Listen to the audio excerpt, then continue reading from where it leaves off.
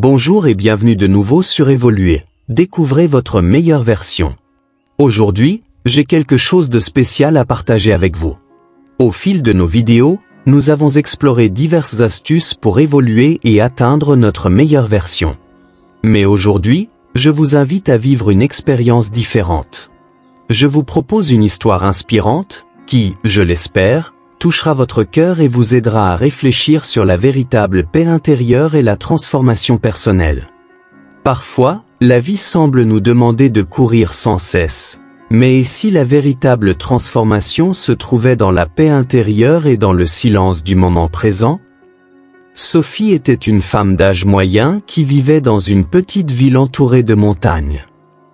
Elle se levait tôt tous les jours, préparait son petit déjeuner et se rendait au travail dans une boutique d'antiquités. Sa routine était presque toujours la même, la vie s'écoulait lentement, comme un livre dont elle tournait les pages sans vraiment le lire. Elle était toujours occupée, mais il y avait quelque chose en elle, un vide, qu'elle n'arrivait pas à combler. Sophie sentait qu'il manquait quelque chose dans sa vie. Elle éprouvait un manque de couleur, comme si son monde était toujours en noir et blanc. Sophie avait une sœur cadette, Camille, qui vivait dans une ville lointaine. Les deux se parlaient au téléphone, mais leur rencontre était rare et toujours marquée par des conversations rapides et superficielles, généralement sur le travail et les événements familiaux. Bien que les deux s'aimaient profondément, Sophie sentait que leur relation était limitée. Elles ne parlaient pas de leurs sentiments les plus profonds, et leurs échanges tournaient uniquement autour des préoccupations quotidiennes. Un jour, alors qu'elle marchait vers le travail, quelque chose attira son attention. Sophie observa un nuage de papillons bleus qui volaient gracieusement en cercle autour d'un tournesol, montant et descendant comme s'ils dansaient. Cela toucha le cœur de Sophie pendant un instant, la faisant réfléchir, que cela signifiait-il? Pourtant, elle continua sa route habituelle. Les jours suivants, de petites choses commencèrent à se produire. Sophia trouva sur son chemin une feuille dorée tombée d'un arbre, et une vieille dame lui sourit gentiment dans la rue. Chaque petit geste semblait apporter quelque chose de spécial, comme si le monde essayait de communiquer avec elle de manière silencieuse. Soudain, un doux son la fit s'arrêter. C'était le chant d'un oiseau perché au sommet d'un arbre. Elle le regarda, et pendant un instant, le monde autour d'elle sembla ralentir. La lumière dorée du soleil sur les feuilles, le vent doux caressant son visage, elle ressentit une connexion, comme si le chant de l'oiseau parlait directement à son âme. Tout semblait si clair. Sophie commença à se rendre compte qu'elle cherchait peut-être quelque chose de grand et lointain, alors qu'en réalité, la réponse pourrait être dans les petites choses du quotidien. Elle commença à admirer la lumière du matin, le son de la pluie frappant le toit et l'odeur de la terre humide. Elle se sentit plus présente et quelque chose en elle s'éveilla. Cet après-midi-là, après le travail, Sophie se rendit dans le jardin de sa maison. La journée commençait à se retirer, et le ciel se teintait de nuances rosées et orangées. Elle s'assit dans l'herbe, regardant les fleurs de son jardin. Pendant un moment, elle se perdit dans le mouvement des feuilles et la douce lueur des pétales. Elle ne pensait à rien, se contentant d'observer. Un dimanche après-midi, Sophie s'assit au bord d'un lac, observant l'eau calme. Pendant des heures, elle se laissa emporter par ses pensées. Ce fut alors qu'elle prit conscience de quelque chose de profond. Bien qu'elle se sente seule, elle faisait partie du tout des arbres, des animaux, du vent et même des pierres du lac. Elle n'était pas une observatrice distante, mais une partie de cet univers. Lors d'une promenade dans le centre-ville, Sophie rencontra un vieil homme assis sur un banc de parc, nourrissant les pigeons. Il la regarda, avec un sourire serein, lui dit « Parfois, nous cherchons des réponses là où elles ne se trouvent pas.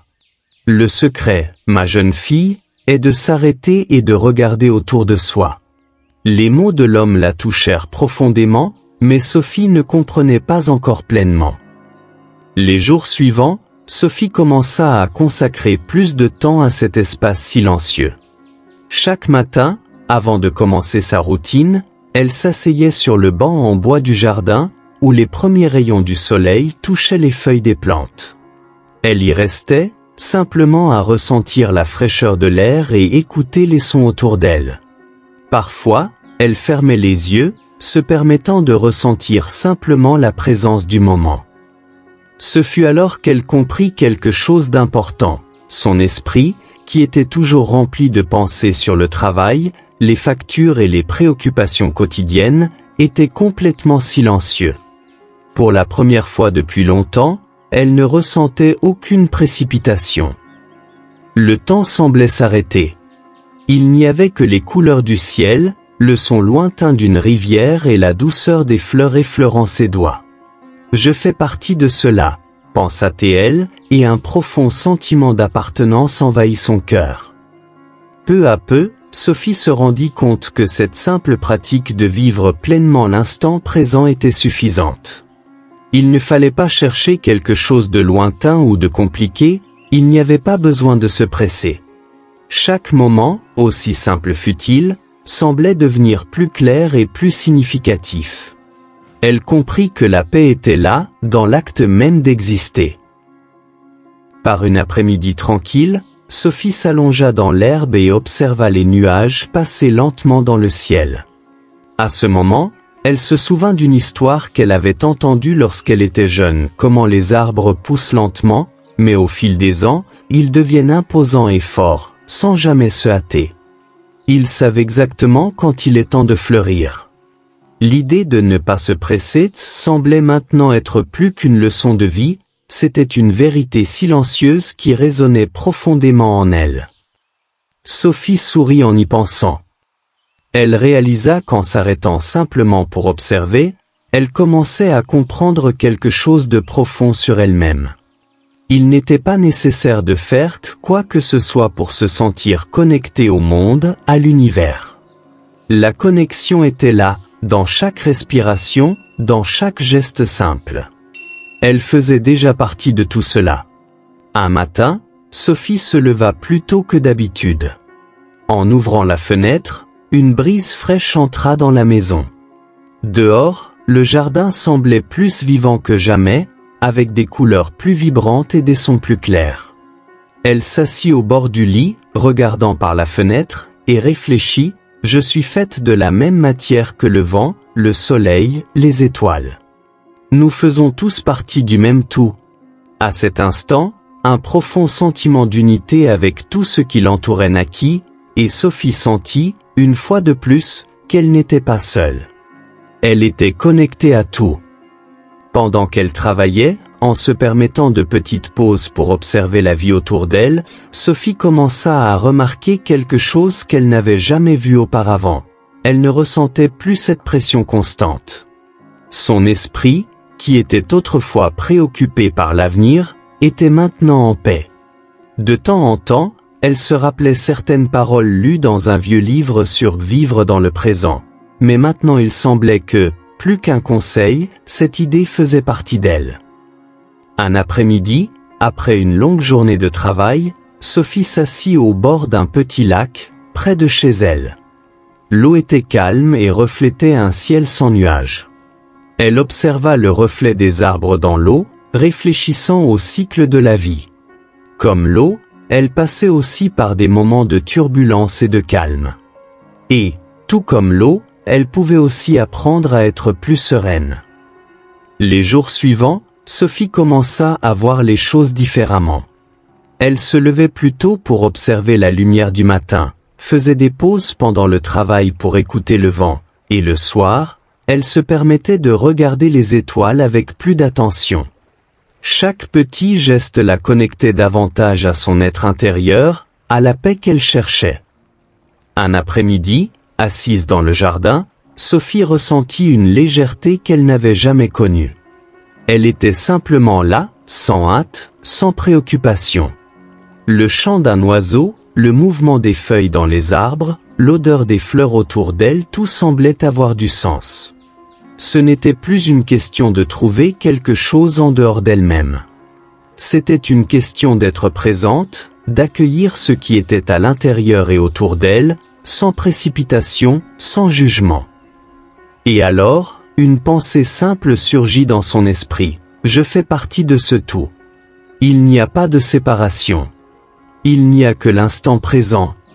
La paix qu'elle avait cherchée si longtemps était déjà là, avec elle, depuis toujours. Elle sourit, sachant que, enfin, elle était chez elle en elle-même. Un jour, Camille vint rendre visite à la ville pour passer le week-end avec Sophie. En la voyant, elle remarqua un changement dans le regard de sa sœur. Sophie semblait plus calme, plus présente. « Que t'est-il arrivé ?» demanda Camille, surprise. Par la paix qui émanait désormais de sa sœur. Sophie sourit et répondit « Je suis en train d'apprendre l'importance d'écouter le silence et de ne pas oublier de regarder le ciel. Le simple acte d'observer la nature, de se permettre d'être présente dans l'instant, m'apprend plus sur moi-même que tout le reste. » Des années plus tard, Sophie mourut paisiblement dans son sommeil, laissant derrière elle une vie simple, pleine de gratitude pour les petits moments. Camille fut profondément triste de sa perte, mais elle ressentit aussi une gratitude silencieuse. Bien que Sophie n'ait pas accompli de grandes choses, elle avait trouvé quelque chose que beaucoup de gens passent leur vie à chercher, la paix en soi. Après les funérailles, Camille alla chez Sophie pour organiser ses affaires. Dans un tiroir, elle trouva un petit journal. Les pages étaient remplies de notes sur les petits moments que Sophie avait vécus. La vue d'une fleur en pleine floraison, le bruit du vent dans les arbres, la chaleur du soleil sur sa peau. Camille fut émue de constater que ce que sa sœur avait découvert était la clé de tout ce qu'elle cherchait. Être présente dans l'instant, sans hâte, sans jugement. Camille décida alors de suivre les pas de Sophie, comme si chaque action était un moyen de continuer l'héritage de sa sœur, de revivre ce qu'elle-même avait appris. Camille commence à se lever tôt, profitant des premières heures du jour pour se connecter à elle-même et au monde qui l'entoure. Elle s'assoit sur le banc en bois dans le jardin, ressentant la fraîcheur de l'air et écoutant les sons autour d'elle et la paix que procure la nature. Elle ferme les yeux pour se connecter et apprend à percevoir les détails du moment présent, absorbant les sensations sans hâte, les ressentant profondément. Elle commence à expérimenter le silence intérieur, mettant de côté ses préoccupations et trouvant la paix dans le présent. Elle commence à percevoir la beauté dans les petites choses, comme le toucher de la brise, le chant des oiseaux et l'odeur de la terre humide. Camille commence à marcher et à observer la nature, comme les arbres et le vent. Elle commence à percevoir la beauté de la croissance graduelle, comprenant qu'il n'y a pas besoin de précipiter les choses, que le temps de chacun est suffisant, tout comme Sophia l'avait fait. Elle se souvient de l'histoire des arbres qui poussent lentement, absorbant la leçon que le temps et la patience sont des vertus, apportant sérénité et force. Camille commence à s'asseoir lors de moments de pause au bord d'un lac, contemplant les eaux et réfléchissant à la vie.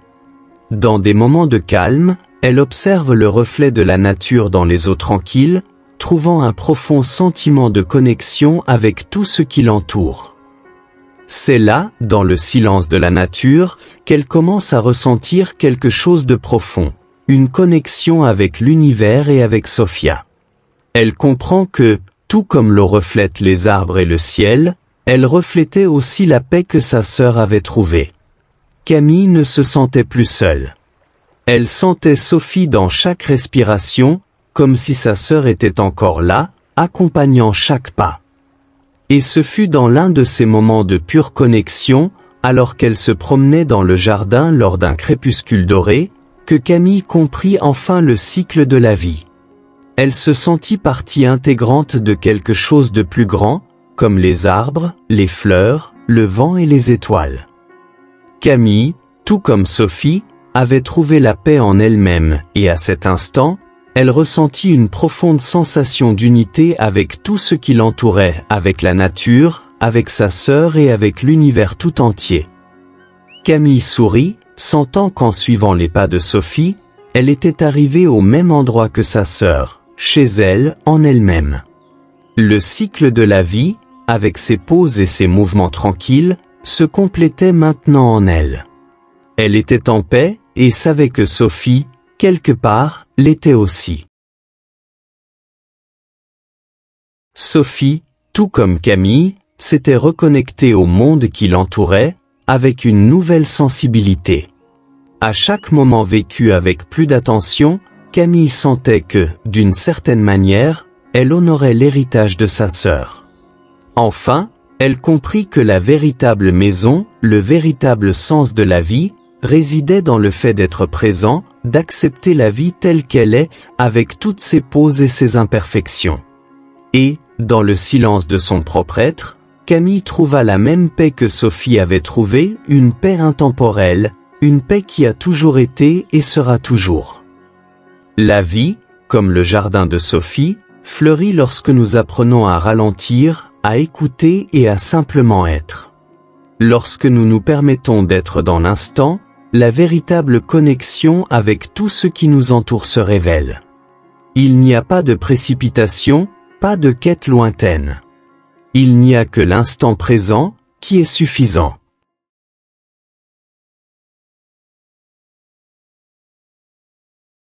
Dialogue. Avant la première pensée, il y avait le silence. Et dans le silence, il n'y avait ni toi, ni moi, ni rien. Où commence la pensée et où finit l'être? Je ne suis pas moi, et pourtant je suis. L'esprit errant, ne sachant où il se trouve, ne sachant où il va. Entre les fils invisibles de la pensée, l'âme se perd, l'esprit se trouve. Qu'est-ce que la liberté, sinon le droit de remettre en question? Et qu'est-ce que la pensée, sinon une prison sans clé? Pensée 1. Je ne suis pas ici. Je n'appartiens pas ici. Non. Et non. Non vraiment. Pensez, où êtes-vous? Où êtes-vous? Que pensez-vous? Pourquoi pensez-vous? Pensée vide, sans sens, sans lien, sans. Pourquoi insiste-t-elle à rester là? Si elles ne remplissent rien. Si elles ne servent à rien pour mon épanouissement. Pourquoi me font-elles du mal? Si je n'ai rien pour leur nuire. Libérez-moi de ces délires. Libérez-moi de penser, libérez-moi. Retournez à vos origines. Retournez à votre esprit, retournez à votre liberté. Retournez. Pensez, où êtes-vous? Dans l'univers de l'inconnu. Suivez un chemin, mais venez vers l'intuition, vers la vérité. Il n'y a qu'une vérité. Regardez son éclat, sentez son parfum, touchez sa matière, écoutez sa musique. Que cherches-tu là-bas? Pourquoi vagues-tu? Si ce lieu est inconnu, qu'y a-t-il dans cet univers inconnu qui te retient, qui t'enchaîne comme un esclave? Que cherches-tu? Dis-moi alors, et je ne te torturerai plus. Mais tu devras me convaincre que cet endroit où tu te trouves te rendra heureux. Dis-moi. Pensée 2. Je ne sais pas si je dois, ou si je veux, ou si j'ai le courage, ou si je peux, ou si les mots me manquent. Mais ici c'est sombre et il n'y a pas de porte à ouvrir, pas de chemin à suivre, pas de lumière à allumer et pas même à éteindre. Même la nuit n'est pas comme je l'imaginais. Mais ce n'est pas vide si c'est ce que tu penses. C'est un endroit qui m'est dû. Il y a des énigmes et beaucoup que je suis seul à savoir, seul à vouloir, seul à décider seulement moi. Si tu penses que ça me fait du mal. Non, ça ne me fait pas. Mais pourquoi me prends-tu? Laisse-moi ici. Je suis heureux dans cet endroit que tu appelles univers inconnu. Laisse-moi avec mes adages, avec mes proverbes. Laisse-moi vivre cela avec toute l'intensité nécessaire, avec toute la liberté qui m'appartient. C'est inconnu pour toi, mais pas pour moi. Pourquoi devrais-je prouver quelque chose? Pourquoi devrais-je prouver que je suis heureux ici? Que veux-tu? Veux-tu enlever mon droit au silence? Veux-tu enlever mon droit à être malheureux ou heureux? Pourquoi être malheureux pour toi serait-il être malheureux pour moi? Pourquoi être heureux est-il si important pour toi? Sais-tu ce qu'est être heureux? Pourquoi me prends-tu? Si je pense, c'est que je sais qui je suis. Je suis l'imaginer, le cogiter, le juger, le réfléchir, le croire, le raisonner, le conjecturer, en somme. Ce que de droit j'ai, ce que de droit tu me donnes. Quel mal puis-je te faire? Si tu y crois, c'est seulement toi.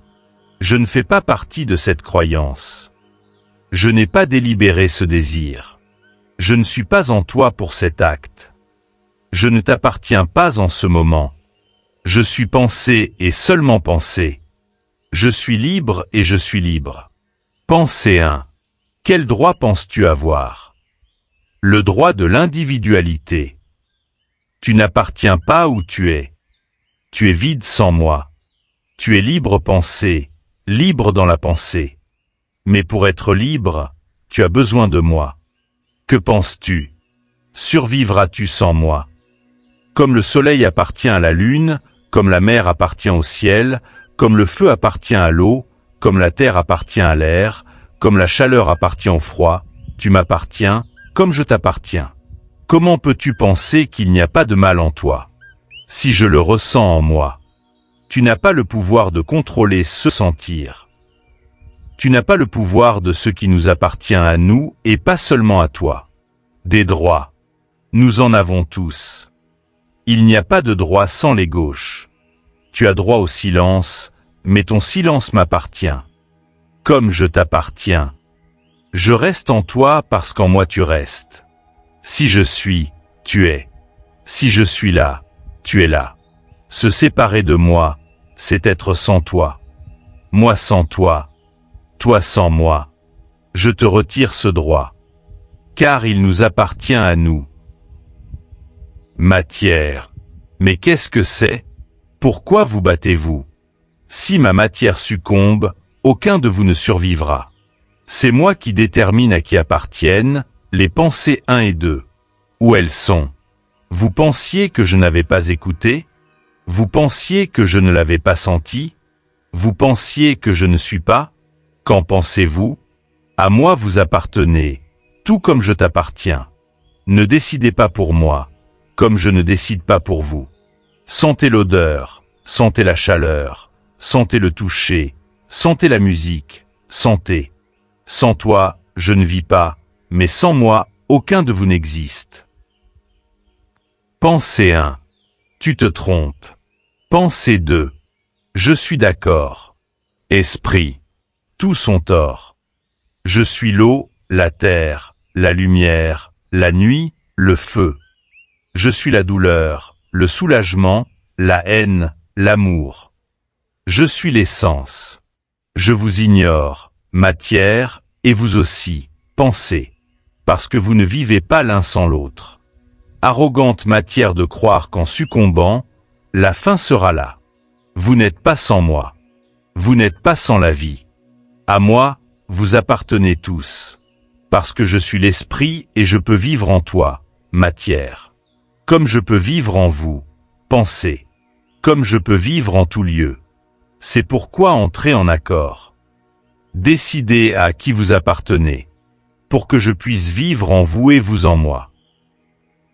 Et dans l'éternel conflit, rien ne se perd, car dans l'affrontement, la vie continue. Matière, pensée et esprit sans séparation ne se retrouvent que dans le cycle infini. Le silence du tout. Dans le déséquilibre de la lutte, il y a la danse invisible de l'être. Ils restent ensemble, bien qu'ils ne comprennent pas pourquoi. Le tout. Non. Vous vous trompez tous. Pensée 1, pensée 2, matière et esprit. Car la vie appartient au tout et à personne d'autre. Je suis sa ressemblance. Je suis en vous, comme vous êtes en moi. Je suis omnipotent, omniprésent. Je suis en vous, comme vous êtes en moi. Je ne suis pas la fin. Je suis aussi le chemin. Dans les désaccords, je trouve l'harmonie et dans l'harmonie, l'infini naît. Et dans l'affrontement, tous comprennent que chacun est en vérité, l'autre. Sans matière, l'esprit ne coule pas. Sans pensée, la matière ne bouge pas.